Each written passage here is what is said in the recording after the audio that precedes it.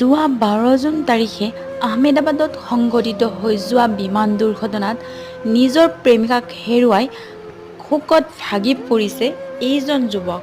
আহমেদাবাদৰ এখন হাস্পতালৰ ৱেটিং ৰুমৰ এটি কোণত নীৰৱে চকুলো টুকি বহি ৰৈছে এইজন যুৱক। কোনোবাই তেনেদৰে তেওঁক দেখি সুধিলে কাৰ বাবে অপেক্ষা কৰি আছে তেওঁ, আৰু উত্তৰত তেওঁ ক'লে মাই লাভ। অভিশপ্ত বিমানখনত কেবিন ক্ৰু হিচাপে কৰ্মৰত আছিল যুৱকজনৰ প্ৰেমিকা।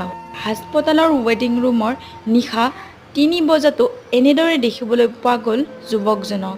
শেষবাৰলৈ প্ৰেমিকাক চোৱাৰ হেঁপাহত মুম্বাইৰ পৰা আহমেদাবাদলৈ আহিছে যুৱকজন। ছ'চিয়েল মিডিয়াত ভাইৰেল হৈ পৰা এই হৃদয় বিদাৰক ভিডিঅ'ই প্ৰতিজনৰ হৃদয় কঁপাই তুলিছে এতিয়া। সঁচাই কোনে জানে কেতিয়া কাৰ হয় শেষ বিদায়।